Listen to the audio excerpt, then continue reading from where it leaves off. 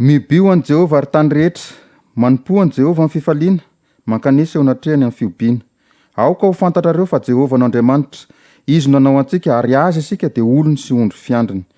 Midira eo amin'ny vavahadiny amin'ny fisaorana ary eo ankianjany amin'ny fiderana. Misaora azy, mankalaza ny anarany, fa tsara Jehovah mandrakizay ny famindrapony ary miantra amin'ny taranaka faramandimby ny fahamarinany. Amen.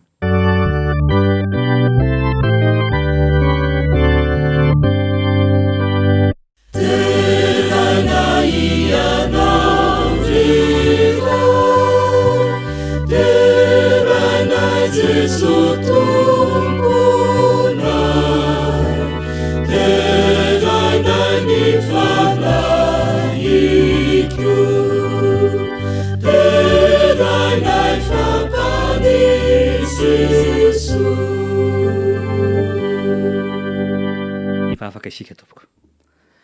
Isaoranay ianao ry Andriamanitra rainay eo ny amin'ny fitantananao, ny fiarovanao, ny fanambinanao, ny fahasoavana avy aminao ka natraranay ty andro oramasiny sabata ity. Kendo tompo ankehitriny raha mivavaka, miankohaka izahay mideranao, andre ny hira fiderana, andre ny teny avy aminao. Tompo sokafo miaraka amin'izany koa ny fonay ka andraisanay fitahiana avy aminao. Kendo raha eo aoka ho tsapanay ny fanatrehanao. Ary ampangino tompo ny feo hafa rehetra ary metenena fa vonana anao izahay amin'ny anaran'i Jesosy. Amen. Amen.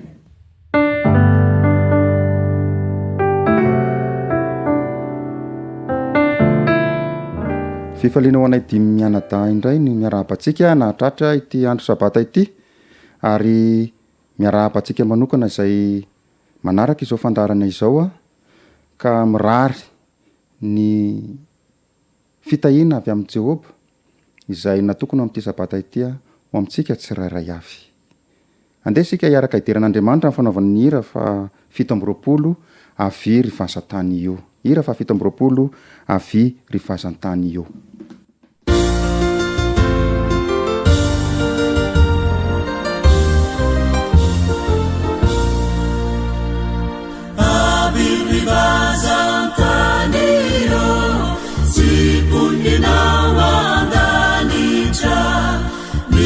Saveu camira ni fala vutandeibe saya mutena marube evitare camidera saya mutena marube evitare camidera.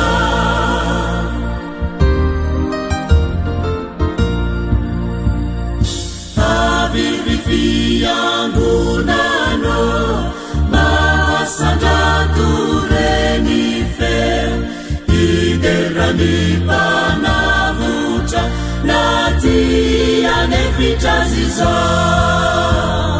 irawambande anana irasuni ziuna irawambande anana Ziuna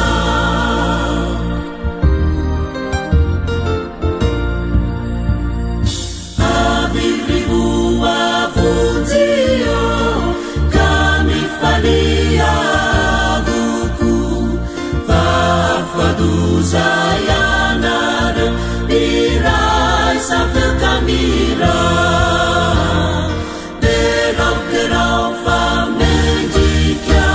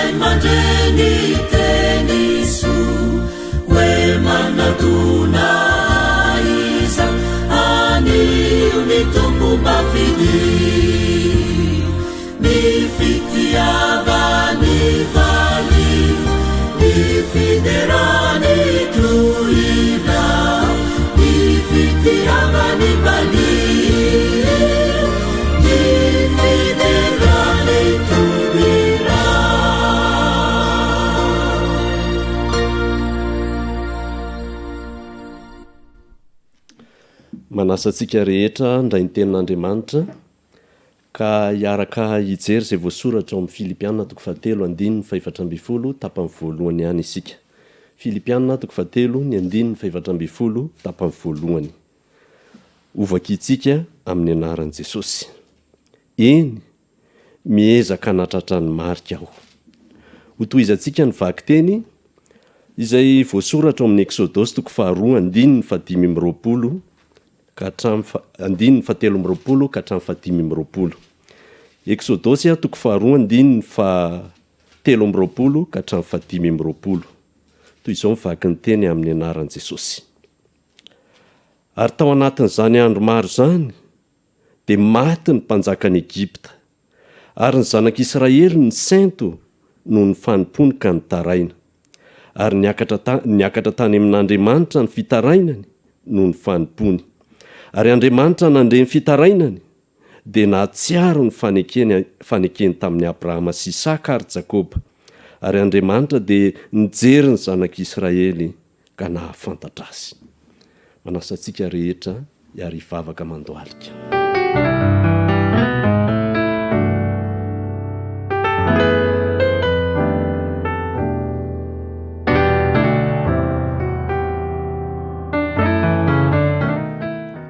Ray masinao tsara indrindra sy any an-danitra, misaotranao amin'ny anaran'i Jesosy Kristy zanakao izahay, ny ireo fitahiana sy fahasoavana maro izay narotsakao taminay natraranay izao sabata masina izao. Misaotra tompony amin'ny valim-bavaka, misaotra ny amin'ny fitarian-dalana feno fahendrena, misaotra ny amin'ny famelan-keloka omenao isan'andro, ho anao ny voninahitra, ny haja, ny fahefana, ny hery, ny tanjaka mandrakizay ray zanaka fanamasina. Atafionay ny famindrapo sy ny fahasoavanao. Ampianaro isan'andro izahay hiantoraka eo an-tongotrao Jesosy. Eo potry ny hazo fijalianao, eo alohan'ny seza fiandriananao, hampianaro hayanetry teny izahay. Mifona aminao izay no ny fahotanay. Sasao madio izay ho afa-keloka, diovo afa-pahotana. Nondranao Jesosy, izay nalatsakao teo amin'ny hazo fijaliana, dia mino ny famelan-keloka fa aminao zahay. Ampitomboy ny finoanay, aoka hitafiteo natrehanao zahay. Mangataka ny fanano masina izahay, hanamasina sy hanamarina anay, ka aoka hoeniky ny voninahitrao ny fiainanay. Ka mandritra izao sabato izao, dia handray fitahiana manokana fa aminao zahay. Ny mpanomponao izay hitondra ny teninao, ny fanano masina no ampiteny azy. Amin'ny anaranao Jesosy no hanonanay sy angatanay izao vavaka izao. Misaotra Tompo.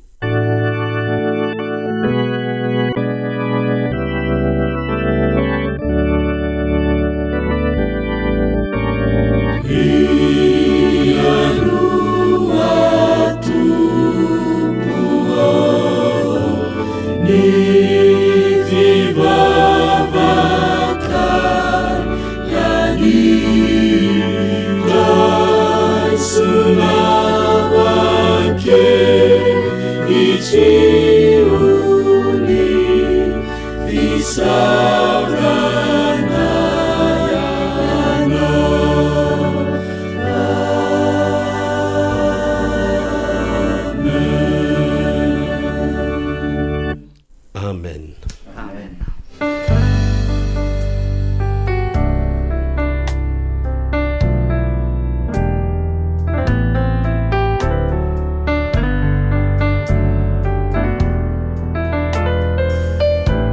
Tonga amin'ny fanimpom-pavana ho amin'ny fanatitra isika izao, koa andehantsika handray ny fanatitritsika eo am-pelantanantsika ary anao vavaka mangina foy. Amen. Ny afatra izay horenesintsika amin'ity maraina ity ho fampaharezana antsika amin'izany fanatitra izany dia mitondra ny lohateny hoe rehefa nanao an'Andriamanitra ho loha laharana i Martin Luther.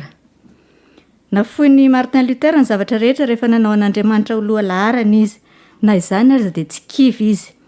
Koa inona ary ny azontsika raisina ho ohatra ho antsika ankehitriny mba azahoantsika manao tahaka an'izany Luther izany koa.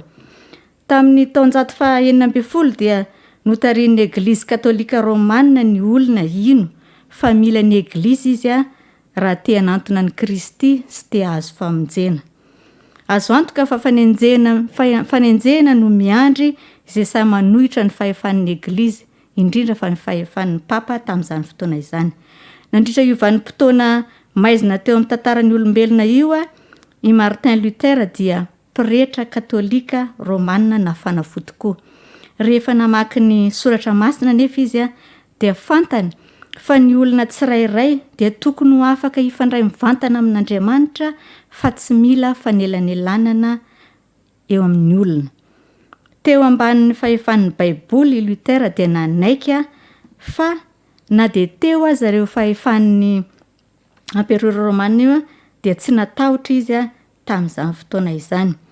Ary nampianarin'ny Luther fa ny famonjena sy ny vokany ny fiainana mandrakizay a dia tsy mety ho azo avy amin'ny alalan'ny asa tsara natao fa kosa fanomezana maimaim-poana avy amin'ny fahasoavan'Andriamanitra amin'ny alalan'ny finoana an' Jesosy Kristy. Ny aiky ny fahefana ny papaly a i Martin Luther tamin'izany fotoana izany. Ary inona ny zavatra niseho? Voaroka tsy ho mpandray communion intsony izy ary nenjeny ny eglizy katolika romana izy. Na dia teo raha izany a dia tsy nahasakana azy tsy hanao an'Andriamanitra ho loha-laharana sy hijoro tsy azozongozonina tamin'ny fandresen-dahatra izany a fanenjehana nataon'ny fahefana papaly izany. Ary dia nanoratra mihitsy ara izy, nanoratra tononkira malaza anankiray hoe manda mafia fiarovana.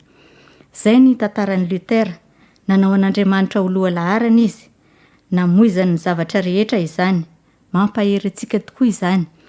Na i Jesosy aza dia nafoy ny zavatra rehetra koa mba hanaovana antsika anana famonjena, koa izany fitiavana izany no hampahery antsika ihany koa ahatonga antsika hanao an'Andriamanitra ho loha-laharana eo amin'ny fiainana.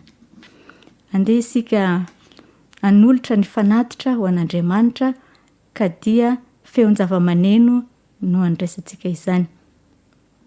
Mialohan'izany nefa dia raitsangana isika hivavaka.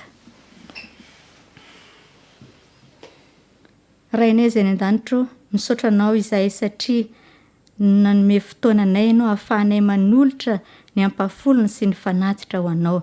Aingana izany Tompo mba ahafahanay manolotra tanteraka ny mombanay rehetra eo am-pelantananao, ary aoka tsy adininay eo ampanatanterahana izany ny ametraka anao loha-laharana eo amin'ny fiainanay.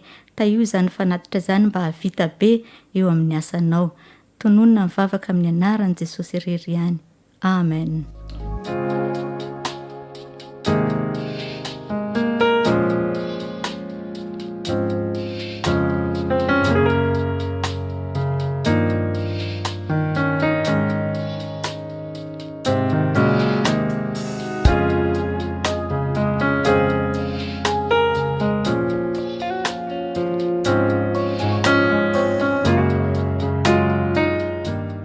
Eo ampanolorantsika ny fanatitra ho an'Andriamanitra dia ataontsika ny hira fa 700.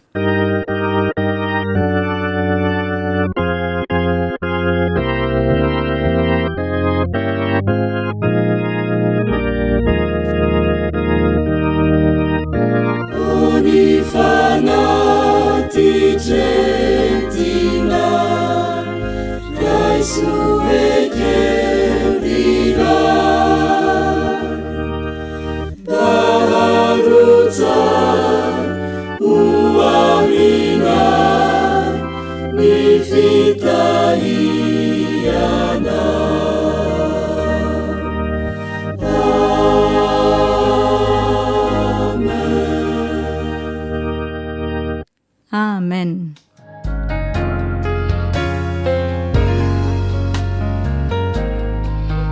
Efa voninao daholo ve ny ankizy? Faly be indray aho miaraka aminareo androany. Mino aho fa efa tsy andrinareo fotoana izay irany. Anomboantsika an'izao fotoana izao ankizy dia manasa anareo mba hira mafy be araka aminay ilay hira ora mamy any an-trano.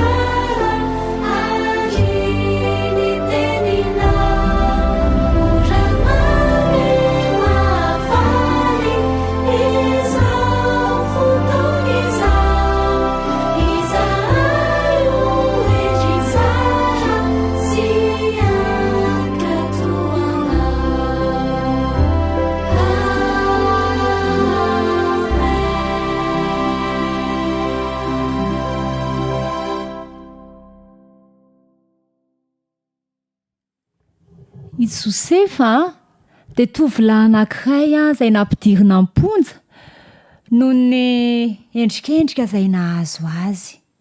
Tena nampalahelo Josefa. Natao amponja nefa azy izy dia nanana namana anankiray. Tia namany tia indray dia mpitondra kapoaka ny mpanjaka. Indray maraina dia jereny Josefa mampalahelo ilay namany. Fa misy inona ary? Tena natony Josefa. Fa misy inona ny tao malahelo endrika ianao? Nanofy hafahafa kanefa tsy haiko ny heviny. Andriamanitra afaka manome ny heviny. Tantarao ary hoe ilay izy. Hoy Josefa. Sao nisy hazo anankiray dia nisy sampanana anankitelo. Ka io sampanana io dia nisy voaloboka teo amboniny. Nalaiko ilay voaloboka dia ny fiazako dia nataoko tao anaty kapoaka amin'ny mpanjaka ka nomeko azy. Hoy Josefa hoe afaka 3 andro dia hivoaka ianao, hiverina amin'ny asanao taloha, hitondra ny kapoaka ny mpanjaka indray. Azo adino ka lazao amin'ny mpanjaka. Nandeha ny fotoana dia nivoaka tokoa ilay mpanompo mpitondra kapoaka ny mpanjaka. Nandeha ano ny fotoana adinina nefa ny fisiany Josefa. Indray andro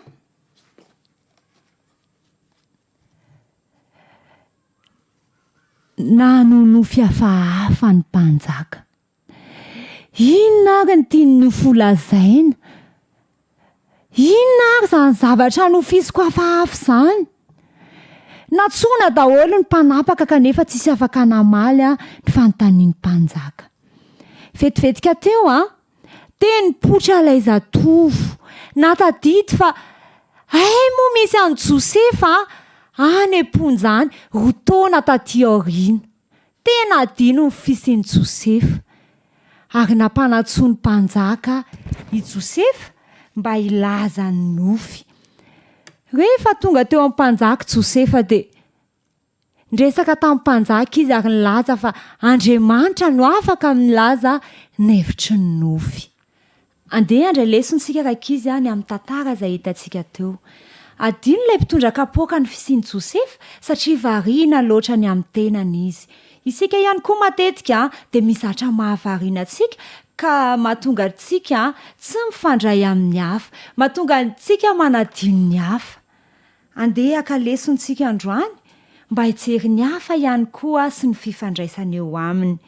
Eo amin'ny fiainantsika ihany koa dia misy tanjona izay tiantsika ho tratrarina. Aka ohatra ray amin'izany tsika raha te ho afaka fanadinana isika dia izay ny tanjona anankiray. Kanefa misakana matetika tsy hatratrarantsika ny tanjona. Ohatra hoe variana manao jeu tsika, variana manao Facebook isika dia tsy tratra ilay tanjona. Te hanampy antsika nefa Jesosy hanatratra ny tanjona dia mila ezaka avy aty amintsika izany tahaka n'ilay vakiteny izay nivakiana tamin'ny voalohany hoe eny mezaka hanatratra ny marika ao. Maniry androany ny ankizy tsirairay avy mba hijery ny hafa fa tsy ny tenany ihany, ary ny faharoa manarak'izay dia mba hatratra ireo tanjona miaraka amin'ny fanampian'i Jesosy. Dia misaotra anareo naharitra hatramin'ny farany dia manaraka indray rakizy.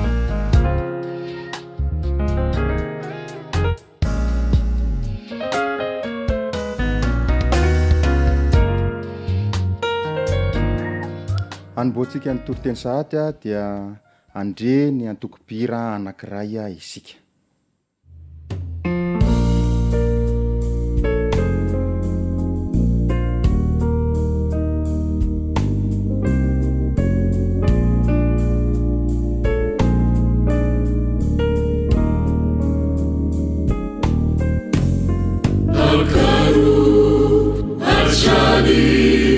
Bahasa,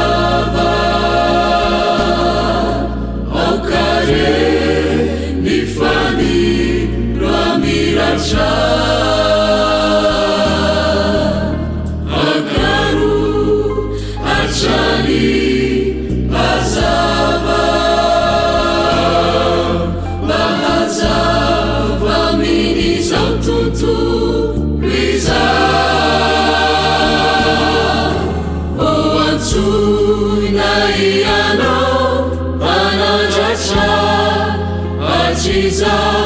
ilay fanelokanambarany Kristy. Lazao eny ambazao anakoe chantany Kristy avy amikery sy vonina isa andrandrao ny masonao miomana izao vavitsy oela so Kristy andraona akaro azali azava aokare ny fany ramiratra akaro azali azava bahazava minizao tontolo izao oantsoina ianao anandratra atrizao ilay fanelokanambarany Kristy.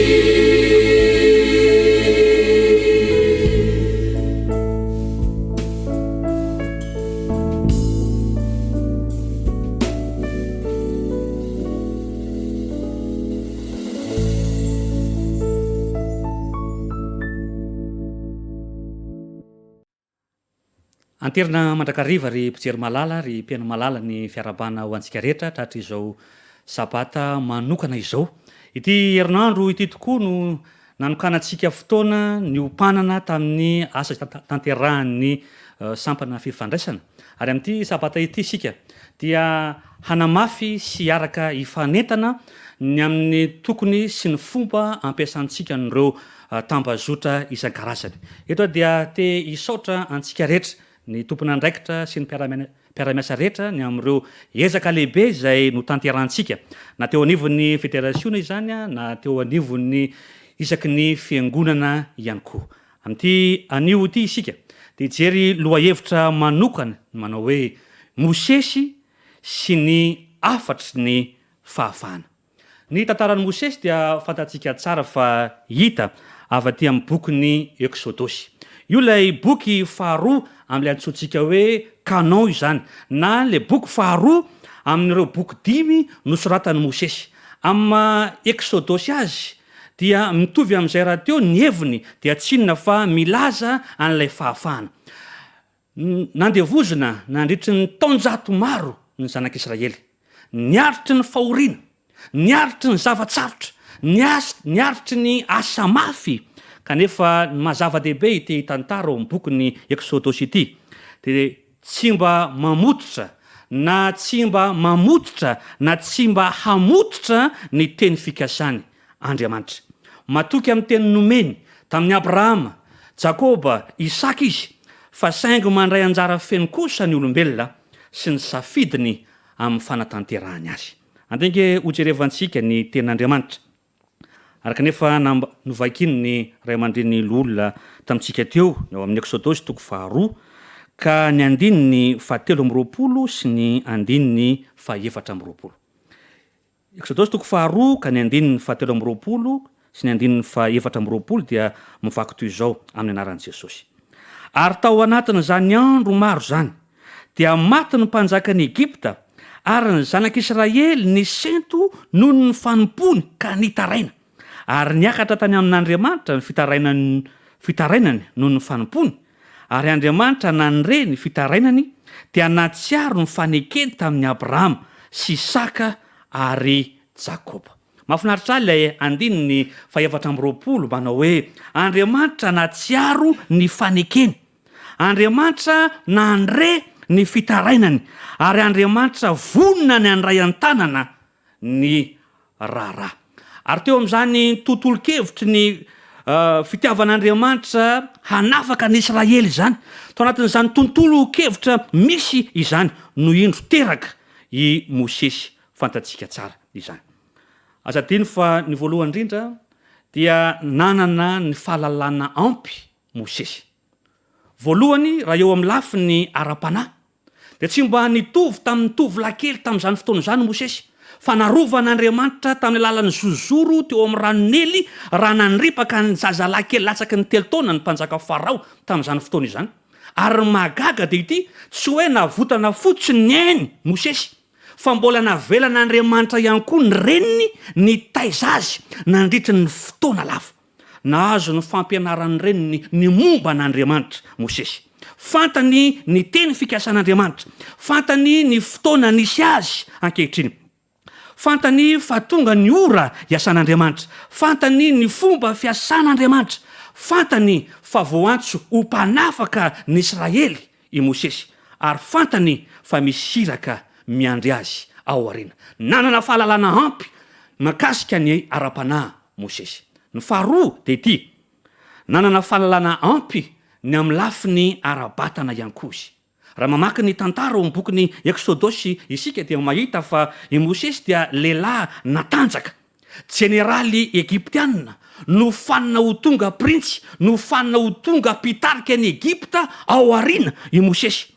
Ary raha toy izantsika hatrany ny famankina izay voalaza ny bokin'ny Eksodosy, atsapantsika fa nanana tanjaka ara-batana izy. Dia zao, rehefa nandosotro Mosesy ka lasa nakany an-tany efitra amonjy ny ainy, nandritry ny andro maro nandianany tao amin'izany tany efitra izany, dia tsy mba maty izy, na ataontsika hoe nohon'ireo rivotry ny fasika sy ny maro samihafa ny joro izy, satria nanana an'ilay fahalalana ara-batana ampy izy.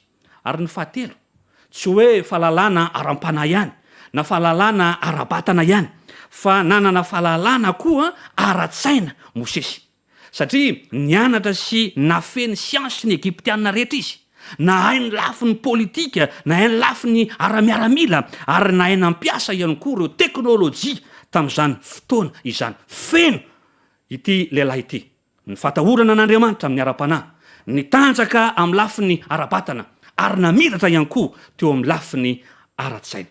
Zao anefa ny toy an'ny tantara dia milaza fa nanao adisoana rososina i Mosesy.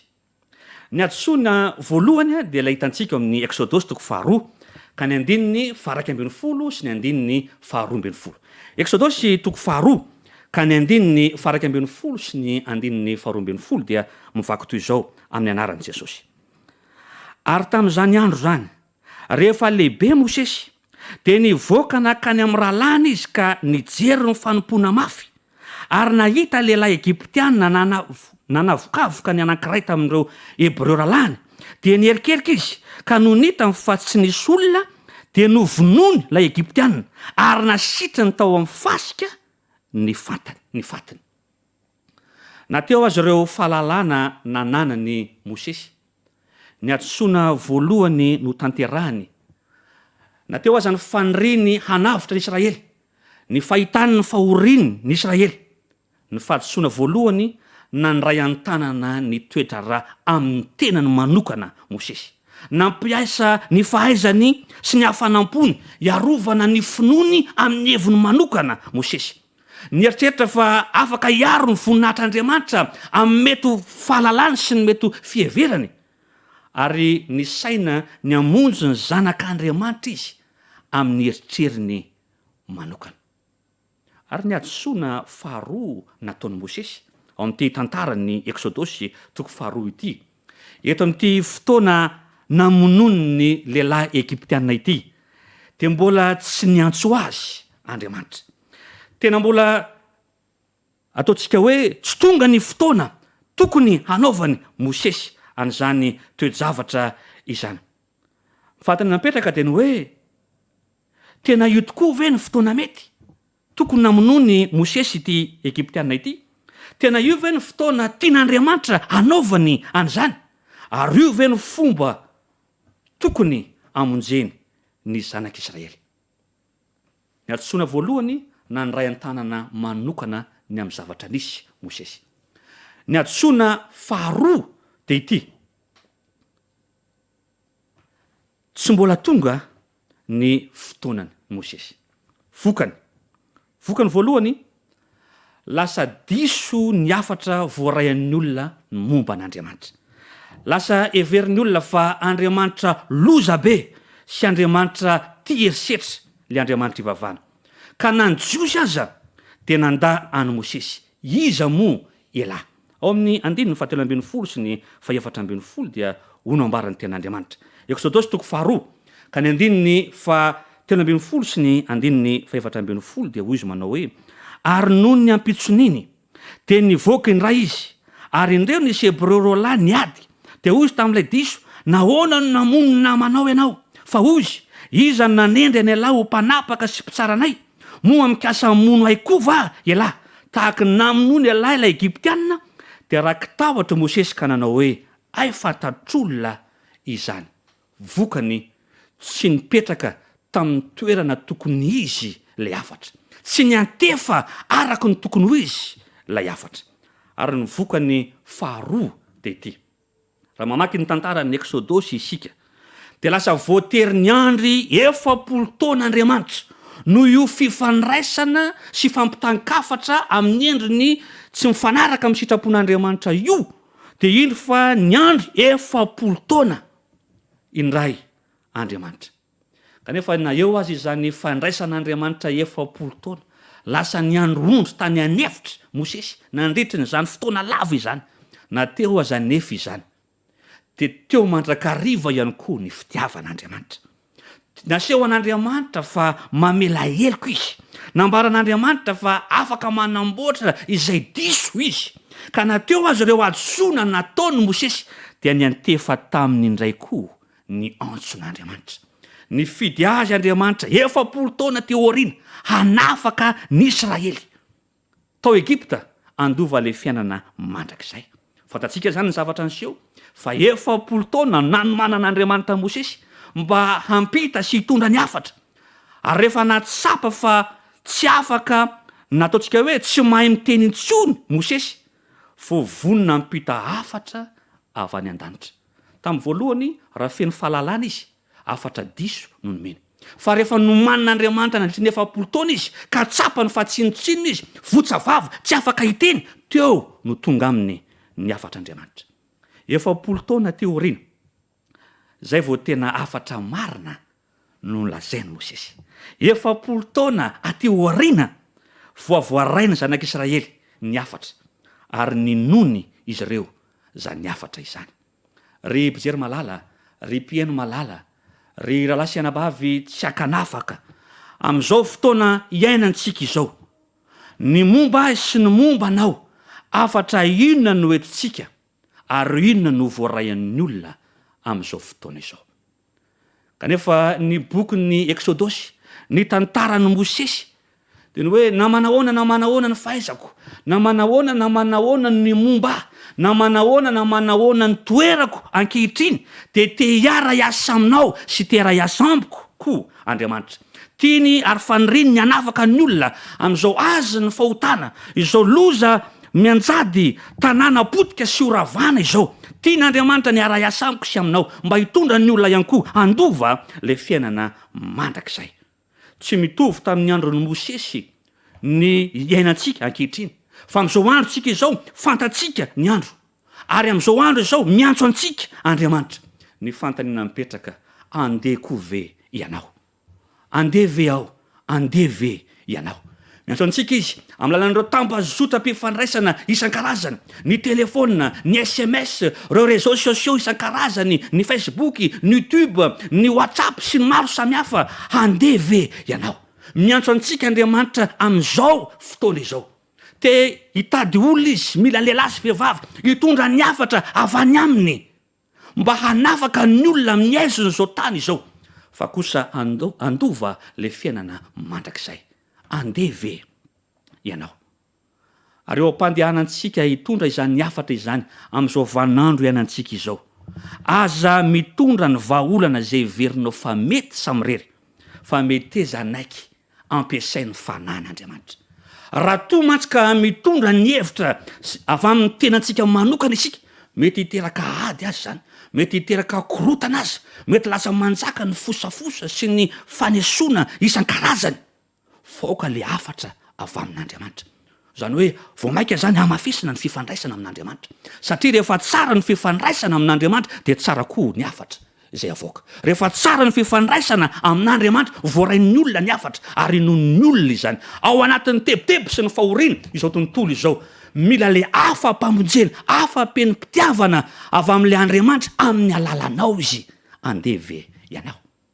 Ny faharoa de le voalazan'ny Paoly eo amin'ny Korintiana 1:10-11 Korintiana 1:10-11 dia hoy izy amin'ny anaran'i Jesosy: koa am'izany, na mihinana na misotro ianareo, na inona ataonareo. Eo amin'ty le hoe na inona ataonareo ty de tafiditra amin'io ny fampiasana telefôna, ny fampiasana ny réseaux sociaux, ny fampiasana ny internet. Na inona ataonareo izy dia ataovo voninahitr'Andriamanitra izany rehetra izany. Eo ampampitako le afa-pamonjena kendreo mandrakariva le voninahitr'Andriamanitra. Aoka tsy ny voninahitrao manokana fa ny voninahitr'Andriamanitra. Manao ny asa aho, milaza ny antsaran'i Kristy amin'ny lalan'ireo tambazotra-pifandraisana rehetra aho mba hanehoako ny voninahitr'Andriamanitra. Le fitiavan'Andriamanitra te hamonjy izao tontolo izao. Le fitiavan'Andriamanitra te hampitraka ny saina-ketraka. Le fitiavan'Andriamanitra te hitondra fiadanana ho an'ireo kivy. Ary le fitiavan'Andriamanitra te hampiseho le fanantenana ao amin'ireo rerakampo sy ory amin'izao fotoana izao. Ny Korintiana 2:10 ka ny 5 dia hoy ny lesona 7. Korintiana 2:10 ka ny 5 dia hoy izy amin'anaran'i Jesosy: fa mandrava ny fisainana sy ny zavatra avo rehetra izay atsangana nohatra ny fahalalana an'Andriamanitra izahay, hoy Paoly, mamabo ny hevitra rehetra hanaiky any Kristy. Na inona zany, na inona toerana sy ny fomba nisy any Paoly, ny afatra rehetra nampiasainy dia namabo ny hevitra rehetra anaiky any Kristy. Ary mino fa raha amin'izao andro misy antsika izao no nisy any Paoly dia nanana an'iren'ilay iPhone ika farany reny koa izy. Azo antoka fa nampiasa ihany koa ny SMS amin'izao fotoana izao, nampiasa crédit iantso amin'ny telefôna, nampiasa ny Facebook sy ny WhatsApp. Hitako ery ngamba ny PDP sy ny sary couverture ny pejy ny Mosesy, ny Paoly azafady. Kanefa nateo azy zany rehetra zany, ny tanjony mamabo ny hevitra rehetra anaiky amin'ny Kristy. Itaona ny olona ho eo amin'ny Kristy. Itaona ny olona andova le fiainana mandrakizay. Miantefa amiko sy miantefa aminao ny antson'i Kristy amin'izao vaninandro izao. Andeve ianao. Eo ampelantanantsika ny tambazotra-pifandraisana, ny fitaovana misy rehetra. Andeha ho ampiasainy izany amin'ny alalan'ny faneketsika anaiky ho tarihany fanan'Andriamanitra. Andeha ho ampiasainy izany hanomezantsika voninahitra an'Andriamanitra. Ary andeha ampiasainy izany amabo ny hevitra rehetra anaiky an'Andriamanitra. Ombantsika mandrakarivany ny tombo. Amen.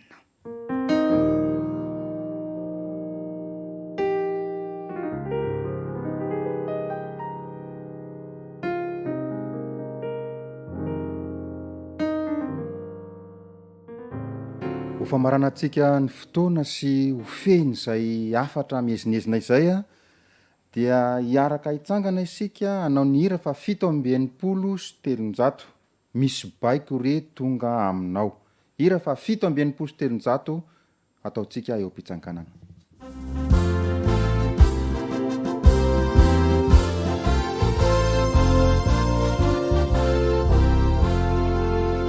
Misy baiko re tonga aminao, mahirotsaka ao an-tobizao. Kristy eo aro kote mandroso, bahiadisy amadresiko. Mandeana ianao any, mierinao ty hahitafio, fa indro Kristy mombana, kapiteniza sy mbaresiza.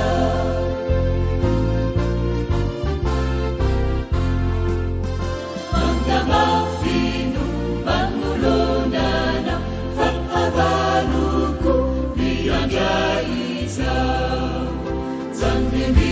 tifra tua mitura gandri futia nivawire kommandeanna yanawane mierinau dilahitafi faentro Kristi bumbana kapiteniza siparesiza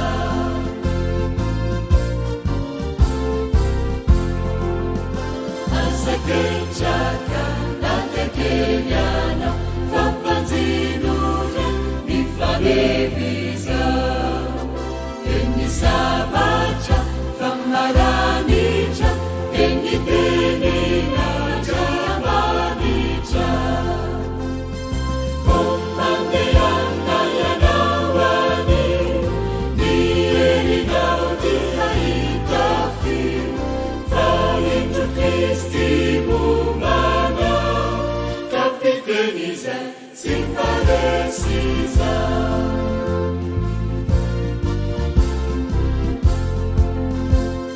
takumarube nukuazuna zayanakire ani Kristiza renyubatusu tavakatuku satubunina itasiulu kommandeanna yanawane nierinau dilahitafi faentro Kristi avile hanomeana fitsaharame